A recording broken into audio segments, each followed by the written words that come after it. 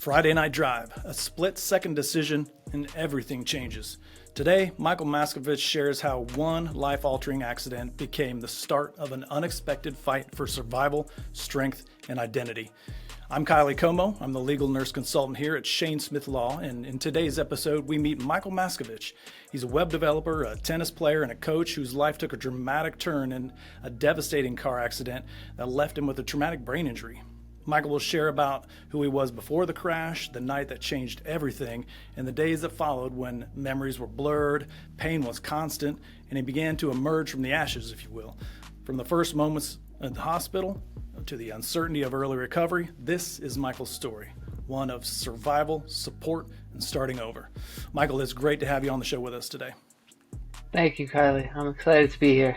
Good. We are too. So we're going to start from the beginning. Let's first tell us a little bit about yourself, kind of who you are, and what life looked like before your brain injury. So before my brain injury, I was a web developer working for Staples.com on their development team. And I used to play a lot of tennis, and I think that's what kept me more able to recover than I might have otherwise. Because I used to play tennis tournaments, I used to teach tennis, and that was such a big part of my life back then, basically. I'd say. So what did a typical day look like for you before the accident? It was like a regular work day. So you get up at 7 o'clock, you got to be at work at 8 or 9, and then you come home at 5. And then at the time of the accident, actually I didn't realize this right after the accident when I came back to consciousness. But I was working a 4-day work week, so I had 4 days of 10 hours and then 1 day of being free. That's a lot. I've done that before. I've done. I'm a nurse, as my background, as you might have caught. I've done the 312s, the 410s. So that's a nice schedule. You get a little chunk of time off. So you had your life flowing. You're working your 410s. You're coming home. What would you say? You sounded like you were pretty active, right? You were a tennis player. Sounds like life was working well. Then the injury happened, right? How can you share, if you're comfortable, with the circumstances around how your injury happened? Yeah, sure. So as I mentioned, I was working 4 days a week, and then Friday was my day off. So I had a few friends come over on Thursday night, and we were gonna have fun. We'd go out to like a local bar, restaurant, have fun. My friend just made his car go faster, and the road near my house, it was just paved. So they didn't paint the lines yet, and he wanted to really drive, and I was like, okay, you go drive. That's okay. That'll be safe, I said. He got a little bit too excited, so he was going a little too fast on that road, and all of a sudden that road, it goes straight for like probably 100 yards, and then it takes like a 70-degree turn. And on that 70-degree turn, the car went off the road into a tree. And to get me out of the car, they couldn't get me out of the car. They basically had to use the jaws of life to peel the car open. And I was already unconscious, and to get me to the nearest hospital, I had to be airlifted over, and I don't remember anything. I think I was already unconscious, and I was in the 10-day coma. Everything was broken. The worst part was my pelvis was shifted, so as a result, my urethra was torn, so I couldn't pee on my own. I had a pee bag. I had a traumatic brain injury, and it was interesting. I'll say. Yeah, that's a extremely traumatic incident, it sounds like, especially if you were in a coma for 10 days. That brings with it a whole slew of challenges. I imagine you were on a ventilator and several IV medications to kind of keep your body in check, your blood pressure, your heart rate, and all of that. Do you recall any of that? I don't recall anything. I have a trachea scar because they weren't sure about my breathing, anything like that. I have like a place where they put the suprapubic tube. I think that's what it's called, for my urethra thing, and they didn't put it in the right spot initially, so I have a scar from where they tried putting it in, it didn't work, and then they have like another one where it kind of fit in, and it was definitely an interesting experience, which I don't remember anything. That's probably not a bad. Or fortunately. I'd say fortunately, yeah, it's probably not a bad thing. That those are probably days you'd sooner forget than anything else. So it sounds like you had some very significant injuries, obvious severe TBI. You mentioned that it was a buddy that was driving at the time when the accident happened. How did you feel towards your friend who was driving, after, kind of what you started to understand what occurred? In like internally, I knew he didn't mean to let it happen. Yeah. But because he thought I would be scared of like contacting him, thinking like he hates me or whatever. I actually ended up reaching out to him first and told him like it's not your fault. I know what happened sucks, and of course I am not happy. But I was like, I'm not mad at you. I know you're a good person. There was a reason why we were friends. I let it kind of go, and then I ended up meeting him in where he worked in San Francisco, and we went to a concert, and then it was okay. Like we made our kind of differences be okay. Like I'm okay with what happened. I think he was okay with it too at that point. Yeah, that's amazing, Michael. That's a strong person. I think some people might have a hard time letting go of something, even though it was an accident, as you mentioned. That's I'm sure very restorative to him and then to yourself as well. That forgiveness is I think more for us than the other person. So kudos to you and good friend you are. The immediate aftermath, Michael, of that injury. What do you remember about the early days? I know you say you didn't remember much, but when you kind of started coming around and those memories started taking hold, what do you remember about those early days? Yeah, the memory was very, very scattered. The kind of memory that kind of comes to me is my painful memory. So, for example, my suprapubic tube, the medical industry, they didn't keep up with it well. Like after the fact, I knew like you have to have your suprapubic tube like changed every so often, but I don't think it was changed as frequently as it should have. So I remember I was taken to the ER at one point, and I was just in excruciating pain because it just hurt so much. I don't even know what it was, but it found out like they had to change it, they had to clean me up, and then I was better. I just remember that being so vividly painful. I did not enjoy that. Yeah. Suprapubic catheter for our audience is, if you guys aren't aware, it's a catheter that allows the urine to come out of the body, but instead they have to insert it into your abdomen. It's there for longer term use, we'll say. The catheters people have in the hospitals are meant for shorter term use. So that meant you needed that assistance with that elimination, if you will, for quite some time. So yeah, those can be painful if not managed properly. I'm sure you had to learn how to do that yourself for a little while afterward too, I would imagine, correct? Yeah, I had like they couldn't fix it right away because the gap of my urethra was greater than a centimeter. So they couldn't put me in the ER or the surgery room to fix it. So I had to carry this bag with me for around like 6 months until they were able to fix it. And that has a little different story too, because when they were able to fix it, they had to fly a doctor from Texas, and I was in LA. So I was in LA. There's a surgeon in LA. They had to fly a surgeon from Texas for this particular surgery, and there was like I think one more surgeon in there. But luckily, my urethra came back together, so everything was okay. I was just very fortunate, but it was a long pain having that bag for 6 months. Yeah, especially as a young person and as active as you were, you learn to adjust to life with it. But that's some serious adjustment for sure. You were in the hospital and you were quite critically injured. Did you have family and friends around you during those early days? So I was so fortunate that my stepmom, she was able to drop what she was doing in Los Angeles and fly to where I was in Boston, kind of stay with me for a little bit. I was so fortunate to have the support of my parents and my family. I had my aunt from like up north in Vermont came, and my sister from New York came. It was just kind of like I was very fortunate that they cared for me so much to pay attention to me, and that made the recovery so much more manageable because I wasn't able to walk. I wasn't able to do much. I was in like, what are those things called? All the stuff that they were holding your body with. Yeah, like the stabilization devices. Yeah, exactly. That was not fun. For your neck. Imagine you were probably in a halo device. Maybe had some for an arm, a leg, or both. Some stabilization devices. Yeah. I remember I had appointments to get those taken out, and it's just like I still have scars where they were, And I remember them taking it out. I was like, oh, I have my arm back. And it was there just holding it together, and it was just inside, and it was just amazing to be like, I can move again on my own without anything. So, That is a long, drawn out process. That kind of healing. Surely there were a lot of emotional ups and downs. Do you remember any of those emotional or really defining moments from those early days, or those conversations with family?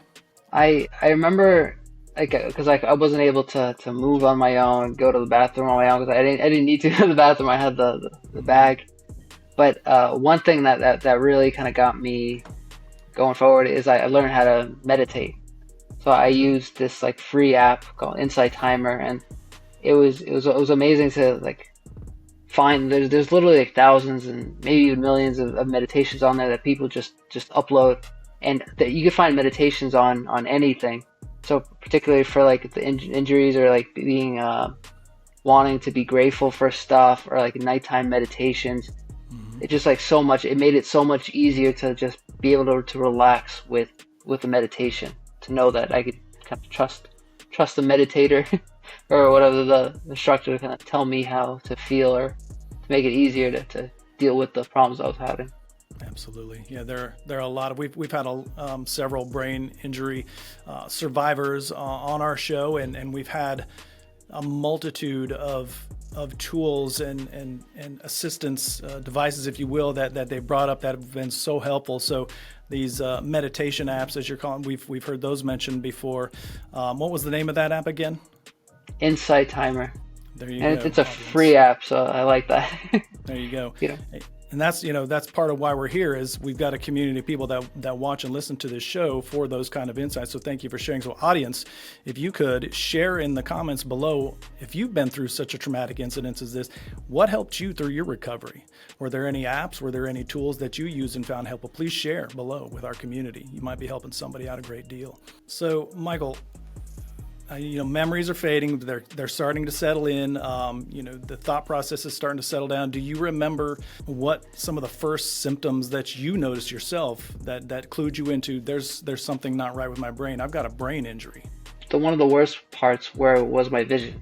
I can't basically see at like in the morning it's okay, but as you get later in the day, the eyes they don't work the same as they used to.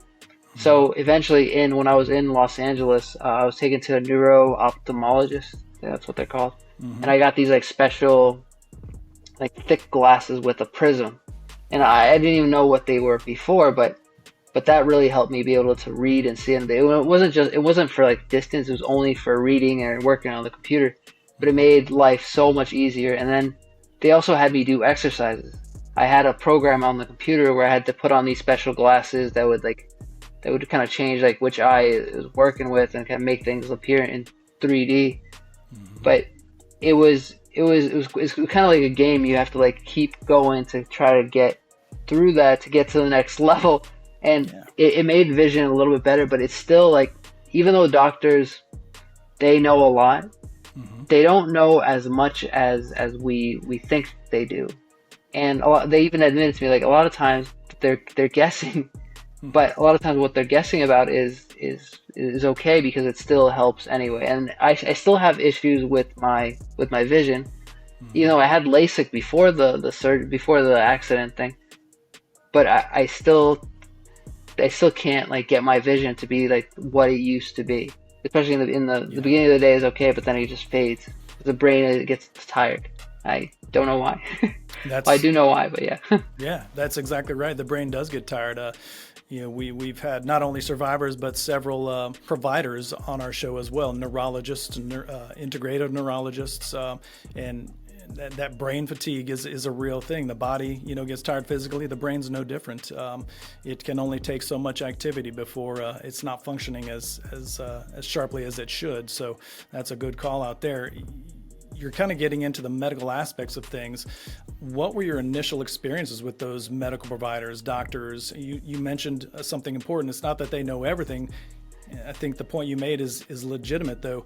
Everybody's brain is so different, and the approach, although treatment to brain injury, has has a specific approach, you do have to tailor it to the individual. So I don't know if guesswork is the right word, but I think that's a fair way to put it as a layperson. So what were your experiences with the medical teams you interacted with over those weeks, months, and maybe years? One thing is they're always so busy. They're super nice. To me, they're super nice, but everything is kind of like run on schedule. And a lot of times, like, you might be waiting for somebody to come and they're just not there because they're busy with something else. But we just have to be like patient with the way it is, and they're frustrated because they're running around. There might be not enough people on staff. But my experience was generally like if I was patient, everything kind of worked out. And when they screwed up my like super pubic tube thing or whatever that's called, they still were able to fix it. Even though it stinks sometimes what happened, it was okay, and I'm grateful for the people that did help me. I think gratitude is the strongest kind of emotion that we could have towards other people, because when I feel good, then like better things happen, basically. Yeah, I can't agree more. I think not the first time you've mentioned gratitude. I'm starting to see a theme emerge, and I do appreciate that. Audience, with your own experiences with the ER or medical doctors, as you've been treated for your injuries, were there any experiences that you'd want to share with others that might help, shed some insight on your own personal experience? Michael, was there any moments like that ER visit? You mentioned the suprapubic catheter being clogged, and then they fixed it. Did you find that maybe shaped your trust, or maybe caused a little distrust in the care you were receiving in those early days, or were you able to brush that off and, as you said, just kind of be trusting going forward? Did you have to struggle with that at all? The way it changed me is it kind of like reversed my trust, because then I understood that they're not omnipotent, or is that the right word? Yeah. They're not all knowing. So the best doctor for me has always been in myself. So even if somebody like tells me you got to go see this doctor, I first got to look up like what this doctor does. And my problem, or not my problem, the reality was I wasn't educated in the medical industry, so I didn't know about like a prism for my glasses or what a suprapubic tube catheter thing is, and it was eye-opening just to understand what it is afterwards, but not fully trust them, because you are your best doctor, I think.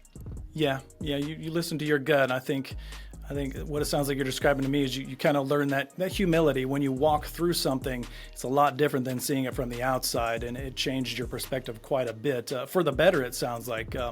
And I know we're going to get into that in this and probably our next episode, just kind of how that shaped your perspective and what you've been able to do with that since then.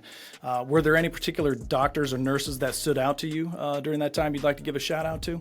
The one in Los Angeles, the one that helped me like fix my catheter issue, and she got the doctor from Texas in, and everything kind of worked out. I think her name was Dr. Paulina Rayblatt, I think. Very nice. There you but go. She was wonderful. Yeah. That's important. I think providers, they hear all the bad things, the complaints, but it's nice when you can give those compliments where they're due. So you felt mainly supported by the medical system and professionals, it sounds like. Where did you find the most help, and where did you feel lost or maybe even unsupported? Perhaps is a better way to say it. Were there any of those struggles for you? Well, another kind of doctor I remembered is I remembered because his name was more Brian Billy, I think. Billy. But he was a surgeon for my right arm, and my right arm was destroyed. So I still have, I don't know if you can see, but it's like the bone is kind of sticking out, and I could never get that fixed, and I had to have metal kind of permanently be placed in there. And then I had one surgery right after the accident, basically kind of hold it together, and then I had another surgery probably in like 7 months to kind of reconfigure stuff.